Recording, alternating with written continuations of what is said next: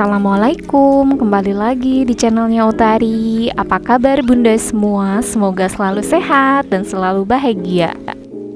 Alhamdulillah udah November lagi, artinya sudah mau akhir tahun. Dan alhamdulillah juga aku mau kembali ke jalan yang benar. Setelah kemarin Oktober aku gak bikin budgeting, dan itu bikin keuangan aku tuh over budget, bener-bener lost control banget. Makanya untuk bulan ini aku mau coba kembali ke jalan yang benar. Aku mau budgeting lagi bun. Memang ada pepatah berkata kalau kita itu harus banget bijak untuk mengelola keuangan.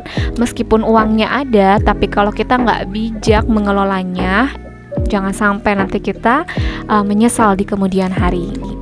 Dan kalau sudah menyesal, sayangnya uang-uang itu tidak akan pernah kembali ya bun. Apalagi kalau misalnya digunakan untuk hal yang tidak bermanfaat, itu bakalan bikin kita nyesel banget. Kecuali memang uang yang kita keluarkan, kita kelola dengan bijak dan dimanfaatkan sebaik-baiknya, insya Allah nanti tidak akan menyesal. Nah bulan lalu itu aku beneran over budget banget karena aku gak bikin budgeting Oktober. Terus lost control aja, aku gak pakai perhitungan, sepakainya aja, dan itu parah banget bun. Nah akhirnya untuk November ini aku kembali lagi menjatahkan untuk biaya operasional di rumah kami seperti biasa, yaitu sebesar 4 juta rupiah.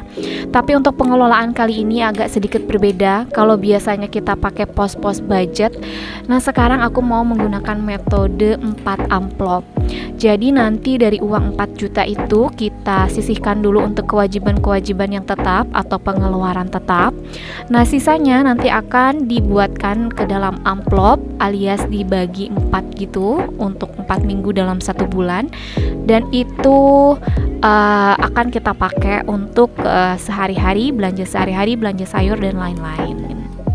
Jadi setelah diskusi banyak bareng teman-teman YouTuber yang aktif banget dengan konten keuangan, jadi suka ngobrol-ngobrol gitu ya. Kayaknya metode 4 amplop ini cocok banget buat aku yang seneng banget jajan dan ngerasa kalau biaya operasional ini harus habis gitu ya. Makanya aku sekarang juga mulai bulan ini mau mencoba untuk bikin sinking fund sama mau bikin saving challenge dari biaya operasional yang biasanya ini aku habisin gitu ya.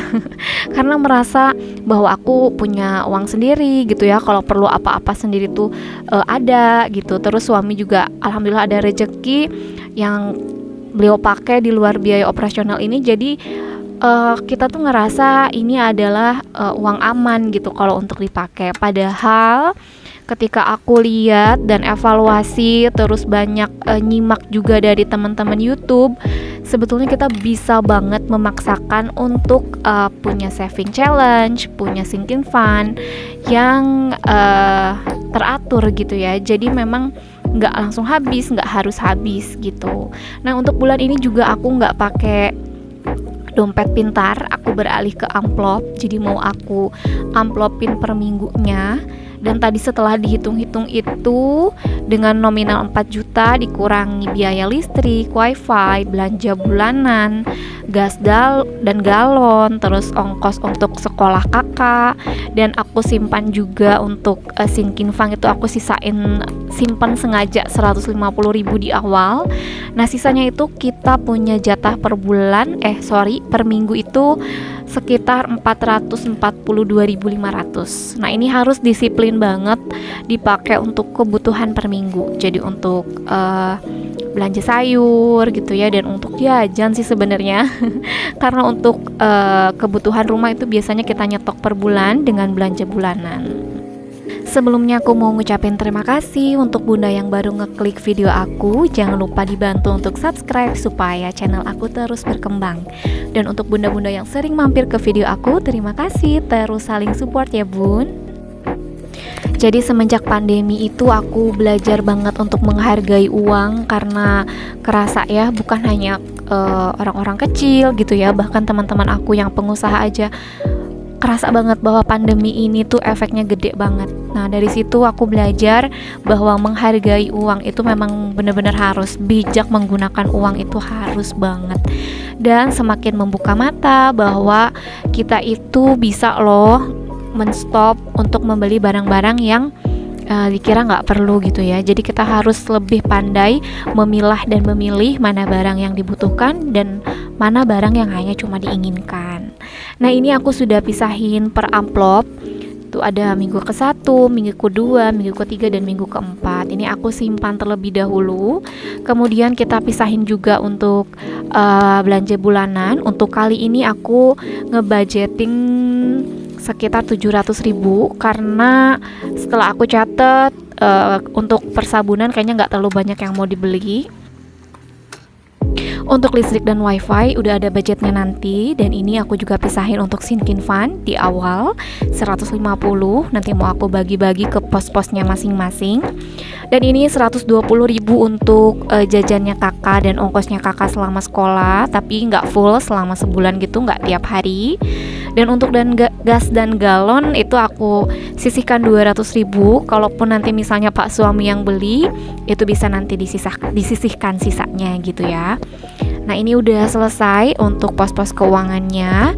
Dan untuk pembahasan sinking fund dan juga saving challenge mau nanti aku pisahin di video satunya lagi ya bun, biar nggak terlalu panjang. Dan yang terpenting juga di awal bulan itu kita ngelis barang-barang apa aja yang dibutuhkan untuk belanja bulanan, supaya kita bisa menyesuaikan dengan budget yang udah kita siapkan, jadi nggak keluar dari kebutuhan.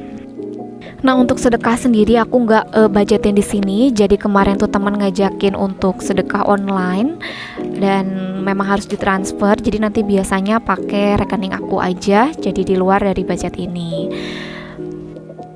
Sharing tentang budgeting seperti ini tuh bukan untuk ria ya bun, apalagi ingin memperlihatkan seberapa besar penghasilan keluarga kita. Makanya mungkin aku di sini juga men-skip berapa pendapatan kami karena memang juga tidak tetap gitu ya, karena ada beberapa penghasilan yang tidak tetap. Nah, cuman kita hanya ingin sharing, ingin berbagi, dan ingin mengajak untuk kita bisa lebih bijak untuk mengelola uang.